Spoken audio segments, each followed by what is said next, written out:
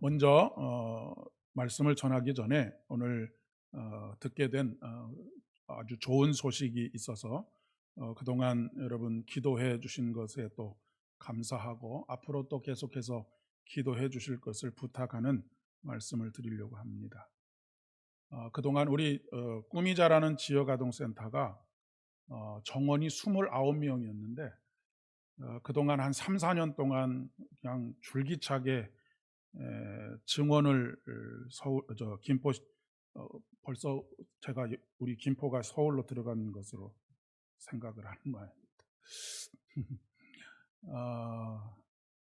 계속해서 요청을 했는데 사실 연초 조금 지나서부터는 거의 안 되는가 보다라고 그렇게 생각을 하고 있었는데 오늘 증원이 허락이 됐습니다. 그래서 49인 시설까지 허락이 됐는데 대기자들이 거의 20명 가까이 있는 상황이어서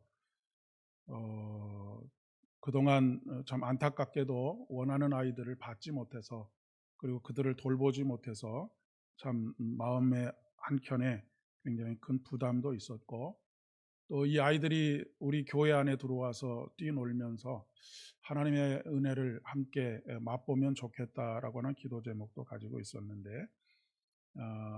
이 증언의 길을 열어주신 것 하나님 앞에 먼저 감사하고 또 그동안 기도해 주신 여러분들에게 감사를 드리고 그런데 증언이 되면 또 그에 수반되는 여러 가지 또 어려움들이 많이 있습니다. 차량을 운행하는 문제라든지 또 뭐 프로그램을 진행하는 일에 있어서 복지사 선생님은 한 분 더 오시지만 운영을 할 수 있는 운영비가 늘어나는 것이 아니기 때문에 뭐 그런 일도 있고 그렇지만 그것을 염려하기보다는 하나님 앞에 기도하는 가운데 은혜로 채워가려고 합니다. 계속해서 기도해 주시기를 바랍니다. 오늘은 예수님의 그 질문하시는 하나님이라고 하는 그런 그 큰 타이틀 하에서 오늘은 두 번째 시간으로 너희는 나를 누구라 하느냐라고 하는 이 질문에 대한 말씀 연구를 조금 함께 나눌까 합니다. 오늘은 설교에 가깝기보다는 성경 공부에 조금 가깝습니다. 그 얘기는 조금 내용이 어려울 수도 있다라고 하는 그런 말씀을 먼저 드립니다. 제가 설교 시간에 몇 번 언급했던 그 학자이기는 한데 마틴 부버라고 하는 그 실존주의 종교 철학자가 있습니다. 오스트리아 출신이면서 유대계 그 실존주의 종교 철학자인데 그 아버지가 그러니까 유대인입니다. 이분이 쓴 아주 유명한 저서가 있는데 그 책의 이름이 뭐냐면 나와 너라고 하는 책입니다. 이 나와 너라고 하는 책은 신학에도 굉장한 그 영향을 많이 끼쳤고 교육학에도 많은 영향을 끼쳤고 또한 철학에도 그리고 사회학에도 여러 분야에 있어서 큰 영감을 준 책이라고 그렇게 이야기할 수가 있습니다. 특별히 우리 기독교 신앙에 있어서 또 기독교 교육에 있어서 이 나와 너라고 하는 책은 굉장히 중요한 책이라고 이야기할 수 있습니다. 그가 여기서 전하려고 하는 그 핵심 메시지가 뭐냐면 모든 참된 삶은 만남이다라고 하는 그런 내용입니다. 그래서 태초에 말씀이 계셨다라고 하는 말씀이 계셨다라고 하는 그 말에 빗대어서 태초에 관계가 있었다, 만남이 있었다라고 하는 그런 말을 할 정도로 만남의 중요성을 굉장히 중요하게 강조하고 있습니다. 그래서 무엇이라고 정의하느냐면 너를 통해서 진정한 나를 만난다, 내가 된다라고 하는 그런 이야기를 합니다. 우리는 보통 사람과 사람이 만나면 특별히 이제 부부간에 만나게 될 때에 서로의 부족함을 채워주는 반쪽이라고 그런 이야기들을 하지 않습니까? 그리고 우리가 누군가를 만날 때에 나의 부족한 것을 채워주는 사람에게 매력을 느끼게 되어져 있지요.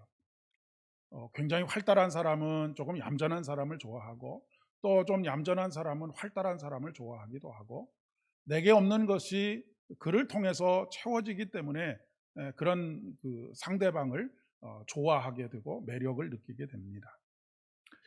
물론 그런 면이 있지만 여기서 강조하고 있는 만남이라고 하는 것은 나라는 존재를 발견할 수 있도록 하는 그런 대상으로서의 만남을 이야기합니다.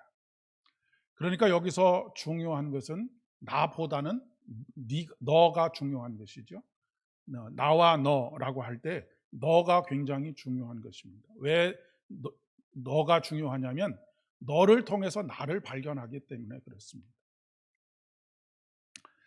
그런데 요즘은 이제 그 개인주의를 넘어서서 이기주의라고 하는데, 요즘 제가 얼마 전에도 한번 말씀드렸지만 요즘 새로 나온 신조어가 뭐냐면 핵개인주의라고 하는 것입니다. 그러니까 옛날에는 이제 그 대가족에서 핵가족이 되고, 핵가족에서 이제는 가족조차도 해체가 되고 핵개인의 시대가 되어버리고 말았다라고 하는 그런 이야기를 하고 있습니다. 그렇기 때문에 이런 시대를 살아가고 있는 우리가 앞으로 무엇에 더 중점을 두어야 하고, 교회가 어디에 더 중점을 두어야 하는가라고 하는 그것을 우리로 하여금 깨닫게 하고, 또 우리의 지향점을 생각하게 하는 것이죠. 사실 이 마틴 부버의 사상은 파고 들어가기 시작하면 한이 없습니다. 이 시간에 다 다루어야 할 문제도 아니기 때문에 아니기는 하지만 이렇게 장황하게 앞에서 설명하고 있는 이유는, 오늘 예수님께서 제자들에게 하신 질문이 너희들은 나를 누구라 생각하느냐라고 하는 질문을 하고 계시기 때문에 그렇습니다. 그 질문에 대해서 사도 베드로가 주는 그리스도시요 살아계신 하나님의 아들입니다라고 대답을 했는데, 여기서 말하는 주라고 하는 것은 그 영어로 로드이기보다는 유입니다. 당신은 그리스도입니다라고 하는 그런 의미를 가지고 있습니다. 그러니까 너라고 하는 말이나 마찬가지죠. 그러니까 예수님이 누구이신지를 통하여서 내가 누구인지를 깨닫게 된다라고 하는 그런 의미를 가지고 있습니다. 그러니까 이 질문이 굉장히 중요한 질문이라고 하는 것입니다. 그러니까 우리가 예수님을 무엇이라고 인식하고 있느냐라고 하는 것이 내가 어떤 사람이냐라고 하는 것을 깨닫게 해주는 그런 아주 중요한 단초가 된다라고 하는 그런 이야기인 것이죠. 우리는 예수님과의 관계를 통해서 나를 발견하게 됩니다. 그렇기 때문에 단순히 예수님이 누구이신지, 성경에 어떻게 기록되어 있는지를 아는 것도 중요하지만, 나와 어떤 관계를 맺고 있는지, 그리고 앞으로 어떤 관계를 맺어가야 할지를 깊이 생각하는 것이 굉장히 중요하다라고 하는 것입니다. 예수님을 알지 못하고 예수님과의 관계를 제대로 맺어가지 못하면 나는 내가 누구인지를 잘 알지 못합니다. 신학과는 조금 다른 결에서 가장 깊은 철학적인 질문 중에 한 가지가 바로 너 자신을 알라라고 하는 그런 의미입니다. 그러니까 너 자신을 알라라고 하는 이 철학적인 질문은 무엇이냐면, 인간은 내가 누구인지를 스스로 모른다라고 하는 것입니다. 인간의 무지에 대해서 이야기하고 있는 거예요. 그러니까 인간이 왜 자기 자신이 누구인지를 모르냐면 예수님을 만나지 못하기 때문에 그렇습니다. 사람들이 나를 누구라 하느냐라고 하는 질문에 대해서 여러 제자들이 이렇게 대답하지 않습니까? 어떤 사람은 세례 요한이라고 합니다. 어떤 사람은 엘리야라고 합니다. 어떤 사람은 또 예레미야나 선지자 중에 한 사람이라고 합니다. 라고 그렇게 이야기를 합니다. 근데 이런 사람들을 통해서는 그 사람이 훌륭한 사람이다. 엘리야가 되었든 예레미야가 되었든 아니면 세례 요한이 되었든 그 사람과의 관계 속에서의 나는 발견할 수 있지만, 진정한 의미에서의 나는 발견할 수 없다라고 하는 것이죠. 그렇기 때문에 예수님께서는 그들에게 이렇게 묻고 계시는 것입니다. 그렇다면 너희는 나를 누구라 하느냐라고 묻고 계시는 것이죠. 이 질문에 대해서 베드로가 주는 그리스도시요 살아계신 하나님의 아들입니다 라고 대답을 합니다. 이 말은 예수님에 대한 고백을 통해서 베드로 자신이 누구인지를 깨닫게 되었다라고 하는 고백입니다. 누구입니까? 베드로는 주는 그리스도시요 살아계신 하나님의 아들입니다라고 하는 고백 앞에서 깨닫게 된 베드로 자신은 누구일까요? 구원자가 필요한 사람입니다. 바로 죄인이라고 하는 깨달음을 얻게 되었다라고 하는 것이죠. 그러니까 예수님을 만나지 못하면 나는 죄인이라고 하는 나 자신을 깨닫지 못하게 된다라고 하는 것입니다.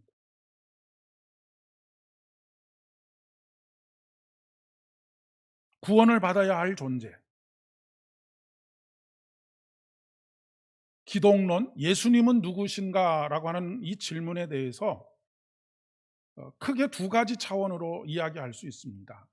한 가지는 예수님의 본질, 그러니까 하나님이신 예수님의 본질이 무엇인지에 대한, 그분은 한없이 선하신 분이시다, 자비와 인자가 풍부하신 분이시다, 뭐 이런 하나님의 속성으로서의 그 본질이 하나가 있고, 그러면 그분이 어떤 일을 하시느냐, 이것이 바로 그분의 하시는 사역입니다.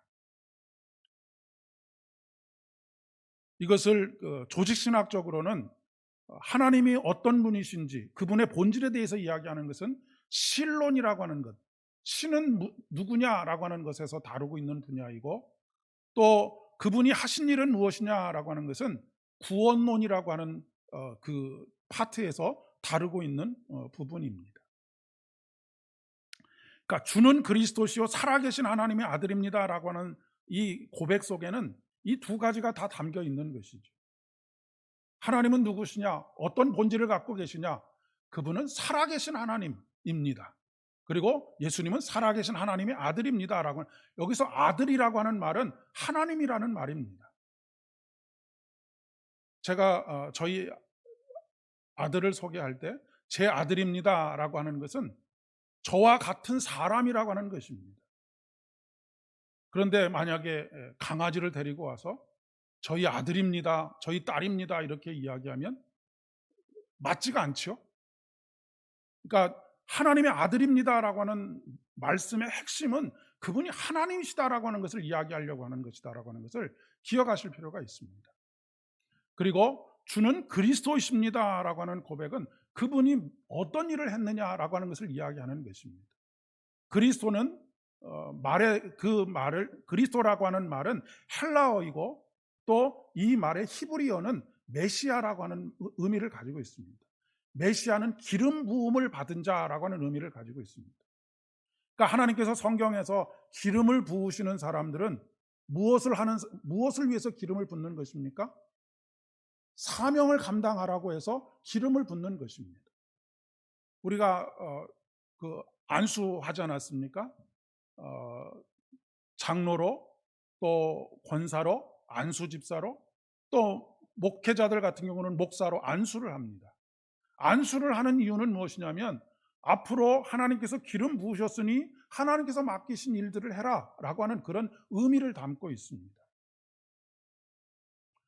그러니까 예수님께서 이 땅에 오셔서 하나님의 기름 부으심을 받은 자가 되셨다라고 하는 것은 그분에게 해야 할 사역이 있다라고 하는 그런 이야기입니다. 뒤에 가서 말씀드리겠지만 세 가지 사역이 있는데, 주로 구약 성경에서 누구에게 기름을 부었느냐면, 첫째는 왕에게 기름을 부었습니다. 그리고 두 번째는 선지자에게 기름을 부었고요, 세 번째는 제사장에게 기름을 부었습니다. 그러니까 예수님께서 이 땅에 오셔서 기름 부음 받은 자로서 이 세 가지를 다 예수님께서 감당하셨다는 이야기입니다. 왕으로서 하나님의 백성들을 다스리시는 역할과, 그리고 두 번째는 말씀이 육신이 되셔서 이 땅에 오셔서 선지자와 같이 하나님의 말씀으로 가르치시는 사역을 했다라고 하는 것이고, 세 번째 제사장이라고 하는 것은 무엇이냐면 하나님과 우리 사이에 가교의 역할을 하시는 분, 스스로 자기 자신이 제물이 되어서 하나님께 드려짐으로 말미암아서 하나님의 어린 양으로서 하나님께 드려짐으로 말미암아 우리의 모든 죄를 대속하는 제사장으로서의 역할, 대제사장으로서의 역할을 감당하셨다라고 하는 그런 이야기입니다. 그러니까 예수님이 누구시냐라고 묻는다면 이 두 가지 차원에서 이야기하고, 그리고 예수님의 사역은 세 가지 차원에서 이야기할 수 있어야 한다라고 하는 그런 이야기인 것이죠. 복음서에서 가장 앞선 책이 네 복음서 중에서 가장 앞선 책이 마가복음이라는 말씀을 드렸습니다. 제가 지난주 설교 때도 말씀을 드렸죠. 마가복음은 추측하기로 기원 후 한 65년부터 70년 사이에 기록되어졌다라고 그렇게 추측이 됩니다. 그리고 마태복음은 조금 그 레인지가 긴데 AD 한 70년에서부터 90년 정도의 그 어느 어간에 쓰여졌을 것이다라고 그렇게 추정이 됩니다. 마가복음이 먼저 기록되어졌다라고 하는 것이죠. 그런데 마가복음에는 베드로의 대답이 뭐라고 되어 있느냐면 주는 그리스도이십니다라고 하는 것만 기록이 되어져 있습니다. 그런데 오늘 마태복음에 보시면 주는 그리스도시요 살아계신 하나님의 아들입니다라고 이렇게 기록이 되어져 있습니다. 서로 다른 대답을 하는 것이 아니라 그 당시에 말씀의 초점이 어디에 더 가 있었는지를 지금 이야기해 주고 있는 것입니다.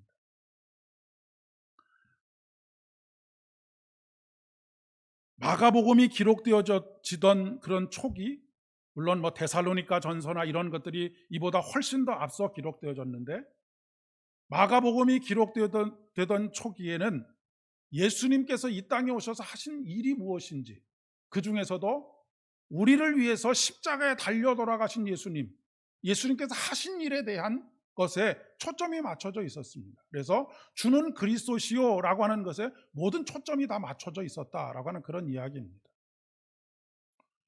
그리고 그때는 예수님을 믿고 따르는 그리스도인들이 유대인들도 그렇고 스스로도 그렇고 자기들은 유대인의 한 부류라고 생각을 했기 때문에 유대교는 어떤 종교입니까? 유일신 종교입니다.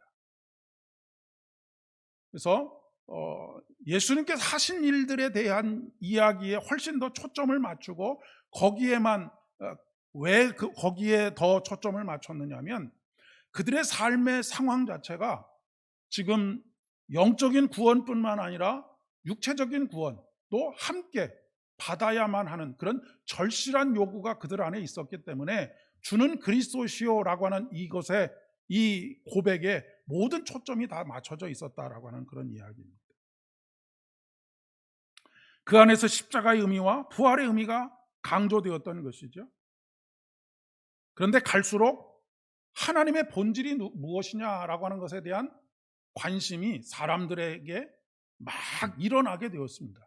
일어나게 된 이유가 뭐냐면 이단들이 자꾸 발생이 되었기 때문에 그렇습니다.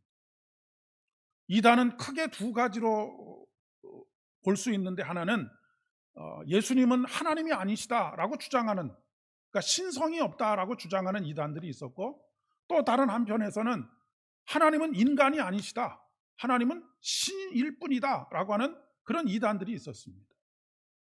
그러다 보니까 이제까지는 예수님께서 우리를 구원하셨다라고 하는 그 한 가지 믿음의 고백에 모든 관심을 다 집중했던 사람들이 이단들의 도전에 의해서 하나님이 어떤 분이신지에 대해서 논쟁을 벌이지 않을 수가 없게 된 것이죠.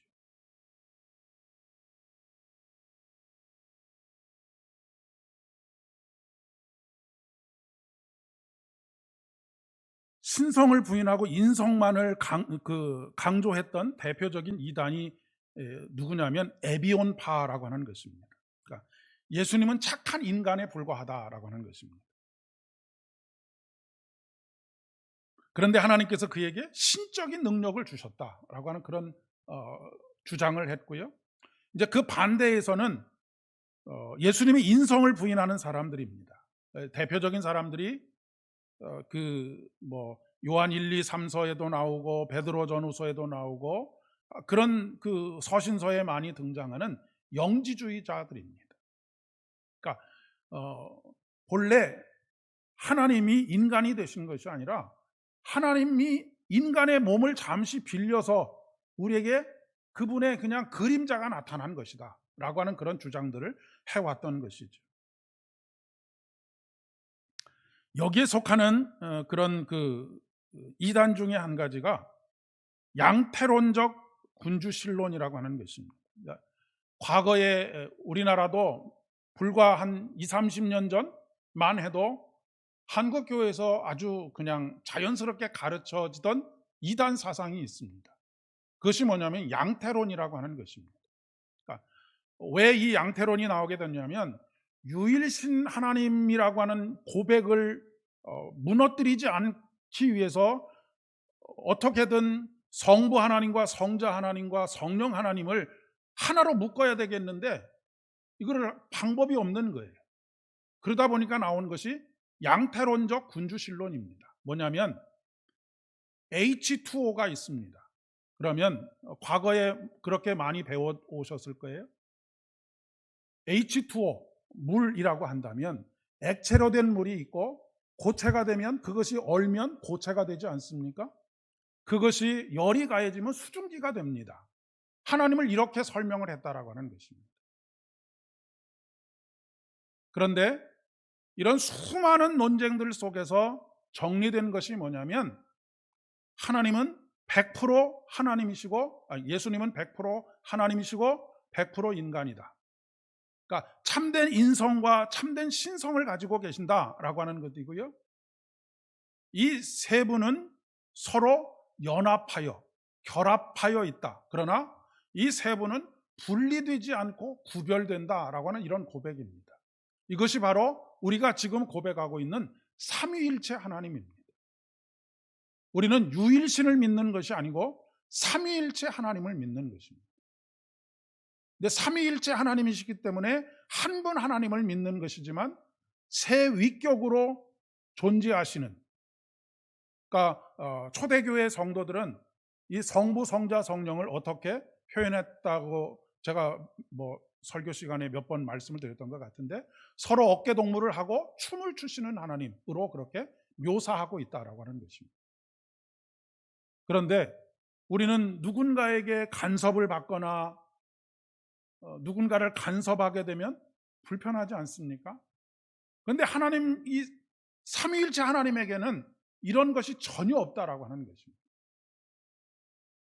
그러니까 마치 하나님께서 우리 안에, 우리가 하나님 안에 있는 것과 같은 그런 모습으로 존재하시는 삼위일체 하나님을 고백하고 있는 것이죠. 그리고 이제 중세 천년, 이게 그 천주교의 중세 천년을 영적인 암흑기라고 그렇게 이야기를 하는데, 이때는 사실 예수님이 무슨 일을 하셨는지에 대해서는 그렇게 크게 관심을 가지지 않았습니다. 왜냐하면 기독교가 로마의 국교가 되다 보니까 로마의 식민지 모든 곳에서는 굳이 예수님께서 십자가에 달려 돌아가심으로 너를 구원했다라고 하는 것을 가르치기는 가르치되 강조할 필요가 없었던 거예요. 그러다 보니까 사람들의 관심이 어디가 있었느냐면 하나님은 어떤 분이신지에 대해서만 관심을 가지게 된 것이죠. 그래서 심지어 뭐 어떤 별스러운 정말로 쓰잘데기 없는 그 논쟁까지 했느냐면 아주 뾰족한 바늘 위에 천사가 몇이나 올라가서 앉아 있을 수 있는지 이런 것들을 가지고 논쟁할 정도로 그렇게 아주 그 별 볼 일 없는 논쟁까지도 했던 것이죠. 물론 하나님이 어떤 분이신지 그분의 속성이 어떤 것인지 이런 것들을 아는 것은 굉장한 유익이 있습니다. 그런데 문제는 이런 교리적인 논쟁은 사실은 예수님께서 무슨 일을 하셨느냐라고 하는 것은 너무나 자명한 일이기 때문에 논쟁의 여지가 거의 없는데, 하나님이 어떤 분이신지에 대해서는 자기가 만난 하나님이 다 다르기 때문에 주장하는 바가 다 달랐던 것이죠. 근데 이 사람이라고 하는 것이 굉장히 고약해서요, 나와 의견이 다르거나 생각이 다르면 처음에는 조금 이렇게 잘 받아주는 것 같다가 나중에는 감정이 상하게 됩니다. 그래서 서로 주장하고 논쟁을 하다가 다툼이 생기고 화가 나고 섭섭한 마음이 생기고 나중에는 이놈 죽일 놈이네 라고 하는 생각을 가지게 된다라고 하는 거죠. 그래서 중세 1000년 동안에 얼마나 많은 이런 죽고 죽이는 일들이 벌어졌는지 모릅니다. 이 교리적인 논쟁 때문에 그랬던 것이죠. 그러다가 다시 예수님의 보혈의 은혜, 그분이 우리에게 하신 일, 그 일이 얼마나 큰 은혜로운 일인지를 다시 주목하기 시작한 것이 언제냐면 종교 개혁이 일어나는 때부터 다시 이 십자가의 은혜가 구원론적인 구속사적인 그 역사관이 다시 주목을 받기 시작하게 되었던 것입니다. 이것이 바로 주는 그리스도시요라고 하는 그런 고백인 것이죠. 앞서 말씀드린 것처럼 나는 구원받아야 할 존재. 내가 누구냐라고 묻는 예수님의 질문은 너는 누구냐라고 하는 질문이 함께 담겨져 있다라고 하는 것입니다. 그리고 예수님이 누구이신지를 알아야지만 내가 누구인지를 알 수가 있습니다. 그리고 나는 내가 누구인지를 알아야지만 그분에게 나아가서 나는 죄인입니다, 나를 구원해 주십시오라고 요청할 수 있다라고 하는 것이죠.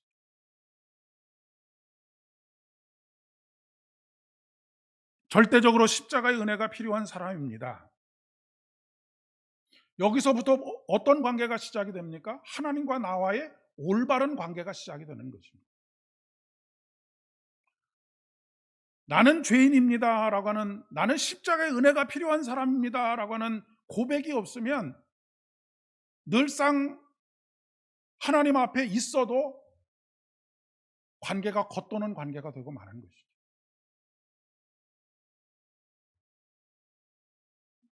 그래서 그토록 회개를 강조하고 있는 것입니다. 사도 바울이 그런 고백을 하죠. 나의 나된 것은 하나님의 은혜로 된 것이다.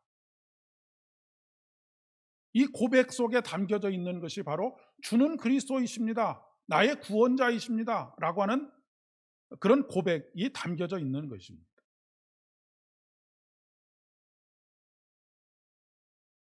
여기서 한 가지 더 중요한 것은 이 질문과 대답이 어디서 있었느냐라고 하는 것이죠. 오늘 말씀해 보니까 빌립보 가이사랴라고 하는 곳에 있었다라고 이라고 13절에서 이야기하고 있죠. 예수께서 빌립보 가이사랴 지방에 이르러 제자들에게 물으셨다라고 기록하고 있습니다.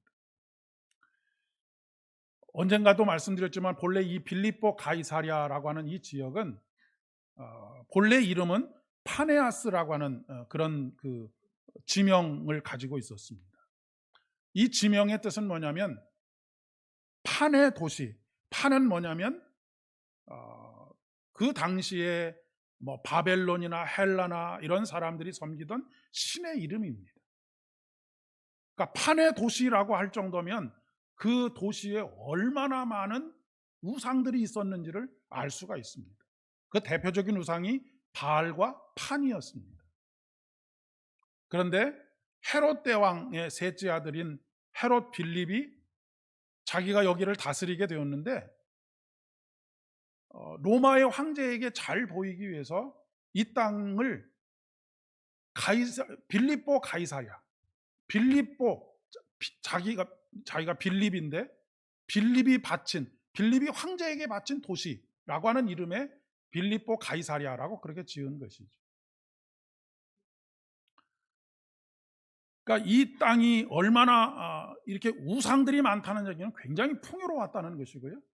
그리고 바알 신을 섬겼다라고 하는 것은 굉장히 음란한 일들이 계속 벌어졌다라고 하는 것을 말해주고 있는 것입니다.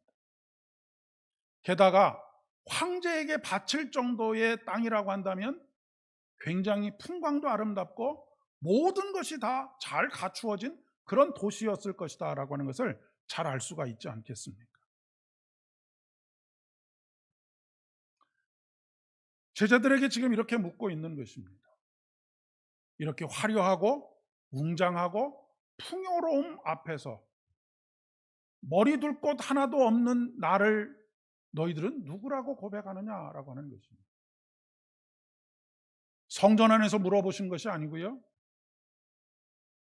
그냥 갈릴리 어느 작은 어촌 마을에서 물어보신 것이 아니라고 하는 것입니다. 오늘 우리의 신앙의 고백도 세상의 한복판에서 일어나야 한다라고 하는 것이죠. 교회 밖을 나아가면 그 자리가 어떤 자리입니까? 바알과 판신들이 판을 치는 자리입니다.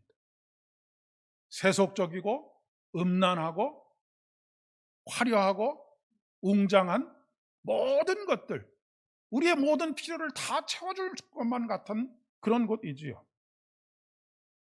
바로 그 자리에서 너는 나를 누구라고 지금 고백하고 있느냐라고 묻는 것입니다. 물질이 너를 구원하거나 권력이 너를 구원하거나 명예가 너를 구원할 것이다라고 고백하느냐, 아니면 이 자리에서도 너는 내가 예수 그리스도께서 내가 너희들을 구원할 구원자라고 고백하느냐라고 그렇게 묻고 계시는 것이라는 말씀입니다. 교회 안에서 신앙이 좋은 것은 당연한 것입니다. 이게 교회 밖이 문제인 것이죠. 교회 밖에서는 세상의 논리에 따라 살아가는 것은 올바른 신앙의 고백 위에 서 있지 못하다라고 하는 것을 반증하는 것이 아니겠습니까? 여러분, 모든 사람들이 다 말씀을 공부하고 기도하고 또 예배를 드리고 하는 크리스천들이 모이는 모임에서 신앙이 좋은 것, 주님은 주는 나의 그리스도이십니다. 주님께서 나를 구원하십니다. 그분은 당신은 항상 나의 모든 것을 다 받으실 만한 왕 중의 왕입니다 라고 고백하는 것, 물론 그 고백도 소중한 고백이지만 더 중요한 고백은 예수 믿는 사람들이 아무도 없는 자리에서도 여전히 당신은 오직 당신만이 나의 주인이십니다 라고 고백할 수 있는 그런 믿음이 진정한 믿음이라고 하는 것을 말하는 거죠.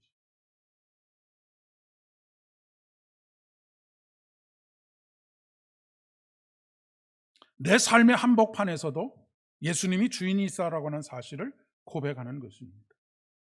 그것이 바로 아까 주는 그리스도시오라고 하는 이 고백 속에 담겨져 있는 하나님 예수님께서 왕으로서 이 모든 곳을 다스리신다라고 하는 그런 의미를 여기 내포하고 있는 것이죠.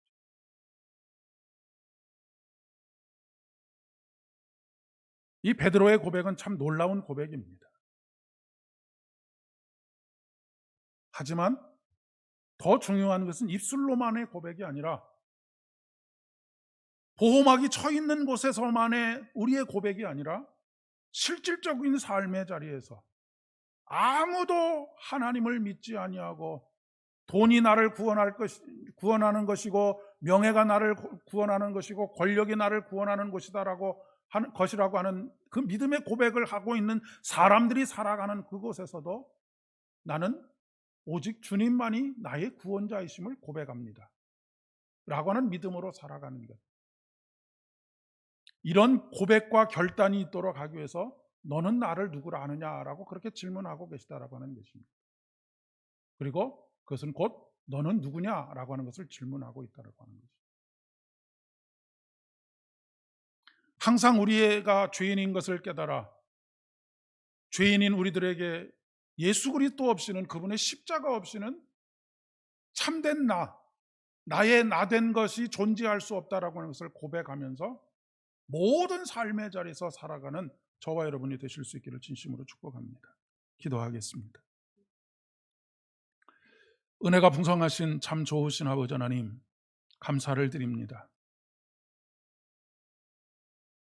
너희는 나를 누구라 하느냐라고 하는 물으심 앞에 내가 누구인지를 다시 한번 깨닫게 하여 주시오니 진심으로 감사를 드립니다. 우리는 의인이 돼 죄인 된 의인인 것을 이 시간 고백합니다. 주님 없이는 나는 아무것도 아닌 존재, 곧 먼지에서 와서 먼지로 가는 무의 존재인 것을 깨닫게 하여 주시오니 진심으로 감사를 드립니다. 사도 바울이 고백했던 것처럼 나의 나된 것은 오직 하나님의 은혜인 것을 고백합니다. 교회 안에 있을 때만이 아니라 모든 사람들이 다른 자신만의 우상을 자신들의 필요를 채워주고 소원을 성취시켜주는 그 어떤 것이라고 고백하고 있는 세상 속에서도 여전히 당신만이 나의 구원자이십니다. 당신만이 나의 참된 하나님이십니다. 라고 고백할 수 있는 우리들 되어질 수 있도록 은혜 위에 은혜를 더하여 주시옵소서. 이제는 우리 주님 예수 그리스도의 은혜와 아버지 하나님의 극진하신 사랑하심과 성령 하나님의 위로하심과 교통하심이 온전한 믿음의 고백 속에서 나의 나됨을 이루어가기를 소망하는 사랑하는 모든 지체들의 머리 위에와 가정과 일터와 사업장들 위에 우리 삼보 교회 위에 이제로부터 영원까지 함께 하옵시기를 간절히 축원하옵나이다. 아멘.